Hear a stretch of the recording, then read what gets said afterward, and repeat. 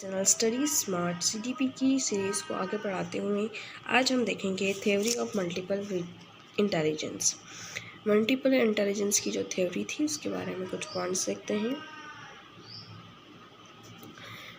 ये मैटर नहीं करता कि आप कितने स्मार्ट हैं, बल्कि ये काउंट करता है कि आप किस प्रकार से स्मार्ट हैं। ठीक है, तो लाइन है, it's not how smart you are that matters, what really counts is how you are smart. कितने स्मार्ट है ये मायने नहीं रखता, बल्कि किस प्रकार आप स्मार्ट हैं ये मायने रखता है। अब मल्टीपल इंटेलिजेंस के बारे में जो होवार्ड गार्डनर ने कहा है वो हम कुछ देखते हैं। हमारे को कुछ चीज़ें मिथ्स में हैं, जैसे कि अगर हमें किसी चीज़ को याद करना है या याद रखना है तो हमें उसे पढ़ना पड़ेगा टेक्स्ट बुक में से, या तो हम उसको पढ़ेंगे या कोई लेक्चर उस पर लेक्चर सुनेंगे तो ही हम कोई भी चीज़ याद रख सकते हैं। वहीं होवार्ड गार्डनर ने सजेस्ट किया था कि कोई भी चीज़ या हर एक चीज़, किसी भी चीज़ को सिर्फ इस तरीके के अलावा भी कई और तरीक़ों के द्वारा पढ़ाया जा सकता है। ये थ्योरी कहती है कि अलग अलग पर्सन्स जो प्यूपल्स हैं उनके पास बहुत सारे डिफरेंट वेज हैं पढ़ने के, लर्न करने के लिए।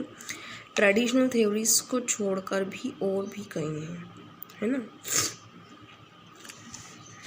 और वन सिंगल इंटेलिजेंस पे फोकस करते थे पहले, लेकिन गार्डनर जो है वो बिलीव करते हैं कि प्यूपिल इनके अलावा, सिंगल जनरल इंटेलिजेंस के अलावा मल्टीपल डिफरेंस वेज के थ्रू सोच सकता है और लर्न कर सकता है। सो ये थ्योरी कहती है कि प्यूपिल जो है उनके पास बहुत सारे तरीके हैं लर्निंग के, बजाय कि जो ट्रेडिशनल थ्योरी चल रही है इंटेलिजेंस की उस पर फोकस करें।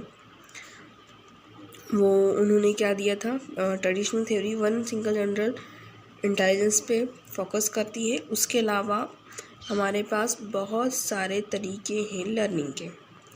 गार्डनर ये बिलीव करते हैं कि जो प्यूपिल हैं वो मल्टीपल डिफरेंट वेज में थिंकिंग कर सकते हैं और लर्निंग भी कर सकते हैं।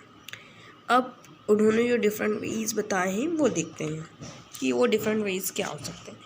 तो उन्होंने कुछ 8 वेज बताए हैं।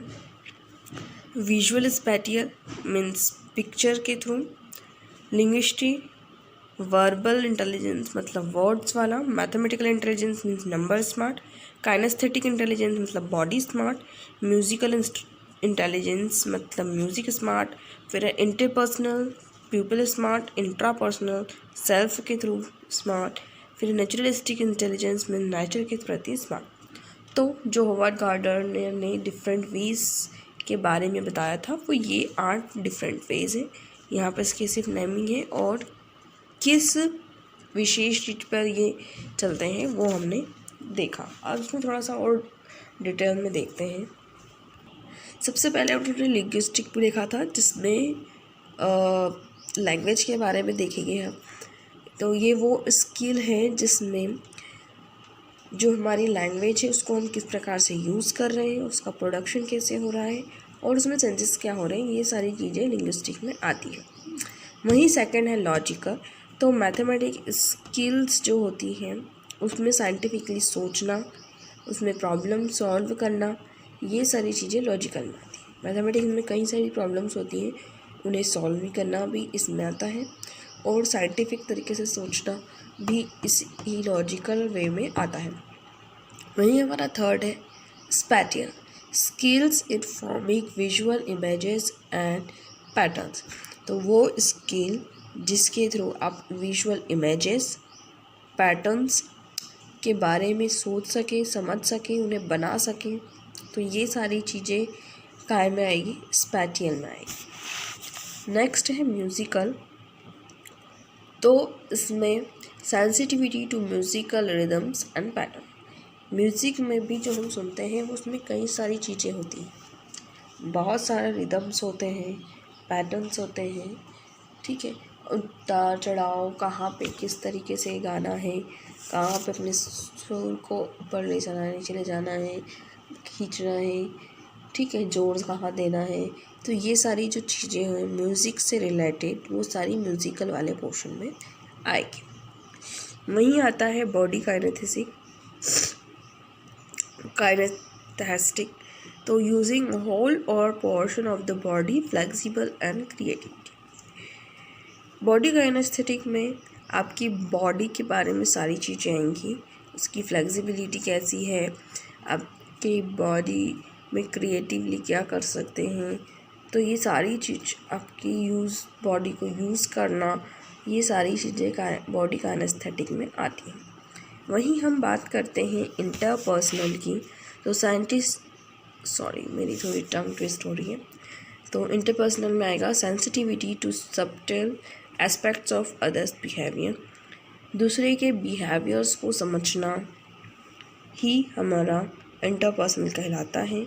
वहीं इंट्रापर्सनल जो है वो awareness of one's own feelings, motives and desire.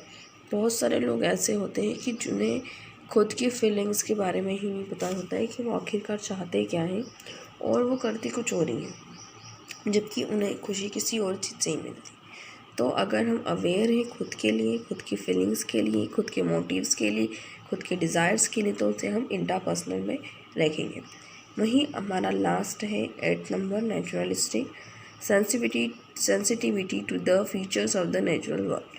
हमारे आसपास नेचर में बहुत सारी चीज़ें, और उन सब चीज़ों के प्रति सेंसिटिव होना, उनके बारे में समझना, ठीक है, उन्हें अलग ही नज़रिए से देख पाना, ये सब आता है नेचुरलिस्टिक में।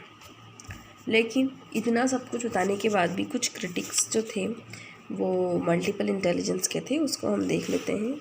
तो इसमें एक क्रिटिक था, इट लैक्स एम्पिरिकल एविडेंसेस। यहाँ पर एविडेंस की कमी थी, मतलब उन्होंने सारी चीज़ें रखी तो सही, पर एविडेंस जो देना होते हैं या जो जुटाने पड़ते हैं, तो उन एविडेंस की कमी थी, और यही इनका सबसे बड़ा क्रिटिक है।